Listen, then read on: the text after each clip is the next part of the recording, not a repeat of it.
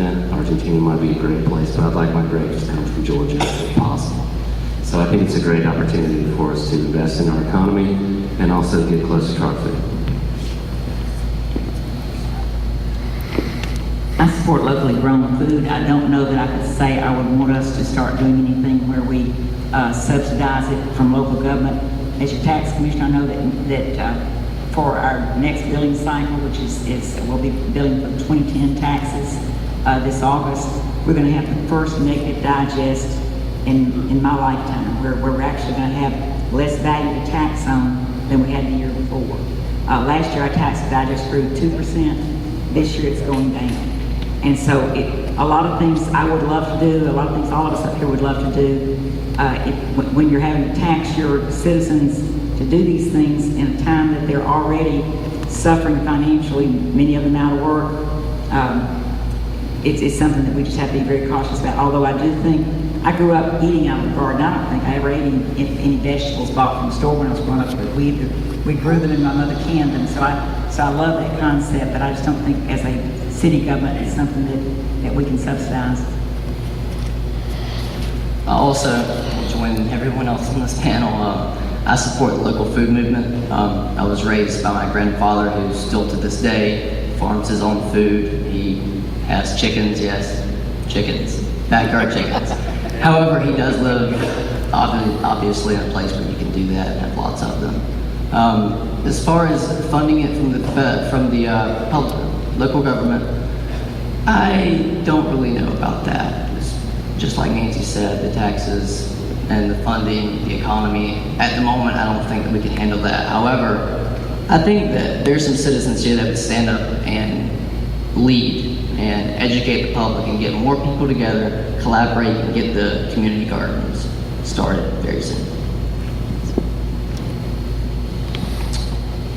We have just one last question, and it regards public transportation. This is something that keeps coming up in the questions that have been written by the audience. So this is an opportunity for the candidates to say a final word about public transportation in Athens and amplify on some of the things that you were forced to say in very short order during this hour. And the question is, what are your plans to enhance public transportation in Athens? And I wish I could give everybody a chance to kick it off, but I'll just hand this over to Brandon. We need to extend routes, and we need more frequency. The whole thing about ridership is, yeah, you can incentivize it. However, if someone has to wait long periods for another bus to come by, or maybe the bus doesn't go to their house, you're not going to increase ridership. It's just a fact. Again, this comes down to a dollars and cents issue. We've got a young man here, Michael Smith, who I think he's still here, who is pretty much an expert on public transportation and is beginning to help me learn a lot more about it. He's brought some issues forth that are intriguing. Again, it's financing and what everybody else. When I first married, I went to work every day on the bus, and I walked probably the equivalent of a quarter mile to get to the bus stop. Never even thought twice about it because we were a one-car family. And I've been doing my own little polls of people, asking them, especially back when gasoline went to almost $4 a gallon. You know, are you using our public transportation? And I remember talking to one young woman who said, no, it's a half mile to the bus stop from where I live. That's the closest they come. And I said, do you realize how much it would do for your health if you walked that half mile to the bus stop? But it's our mindset in our country of convenience. We're all used to hopping in our car and going where we want to, when we want to, and using our cars as a semi-office where we store things in them. But I absolutely support our public transit system. We cannot pave the whole world, and everybody's not able to ride a bicycle, and everybody's not able to walk several miles to get to work, particularly our senior population, of which many of us are becoming a part of very, very fast. So public transportation is the answer. We've got to do that, but I honestly can't tell you how we can do it right now. I wish I could. The key is making it available and making it a wise choice. Again, when we look at some of the bus stops that we don't have bus stops, we have bus poles. and you go by and just see people standing in the rain, and there's a little sign there. Nobody's gonna do that. We need to have adequate shelter for that, but then we also need increased sites and increased pickups and routes, because people want to go where they want to go. And if the public transportation does not go there, they are not going.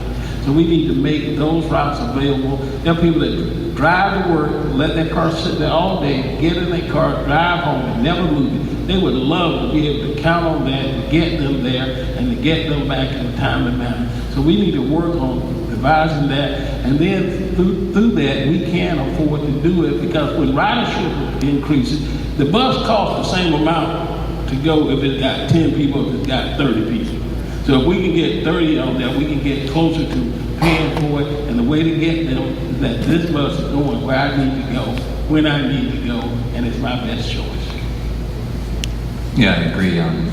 It's all about convenience, and I agree with Brandon that we need to increase the frequency of buses. But the problem there is as Nancy said, we're losing money, so it's hard to put more money into frequency when you don't have more money being generated from people actually riding the bus. So there's got to be a level of convenience there, just very simple things that I think we can do that are cheap, that would increase ridership, give us a little bit more money to put into buses so that we can actually extend their routes, and also extending the frequency of them coming also. And one other point that I've seen, I've looked into this, and I've seen a lot of other cities do it, where they have what's called van pickups that go a little bit further out than what the buses go, and usually these van pickups are somewhat profitable. So I think we can increase our usage of that, and maybe bring money back in to the system, and because we need as much money as we can get into the bus system as possible. The new program for increasing public awareness for the buses through the ad campaign, hopefully we can drive those revenues up so that we can just get more people riding, and potentially use those van services to go out and pick up those people who aren't served by buses coming very close to their houses, and hopefully that would not be a cost if we can design it right. Well, first off, I want to thank everybody for coming out today, spending your midday time here in this gymnasium on such a beautiful afternoon. I really appreciate the opportunity to get up here and speak to you about this, things that are near and dear to my heart. I believe what we're really talking about is the interconnectivity of Athens, which includes the bus, it includes the road, it includes the sidewalk that you can walk on, it includes the bike lanes. And I think one innovative, forward-thinking idea could be to convert some of our bus systems into a natural gas component. And then we can harvest the natural gas, the methane, off of our landfills. And then we're going to lower the cost of our fuel sources. And then by lowering the cost of your fuel sources, what you're doing is you're increasing funding for your transit system with one move, okay? Now these are the things that we need to look at as a community. These are innovative ideas. We read in the paper the other day about the Winder, the trouble they're having at the Winder methane recapture plant. The thing is, the guy is leaving this business, but the methane is still flowing. Okay, that's the point I want to make. Everyone can say, "Oh, there's problems with this plant." No, there's not problems with the plant. There's problems with the owner. The methane is still flowing, and we can do that. And we can capture that as a community. Look at creating our own fuel, and we can lower our cost of fuel, and then we can have the money freed up to spend on the interconnectivity that we're all looking for. Thank you very much. Why don't we just take a second and give a round of applause to all of our candidates here. And for yourselves too.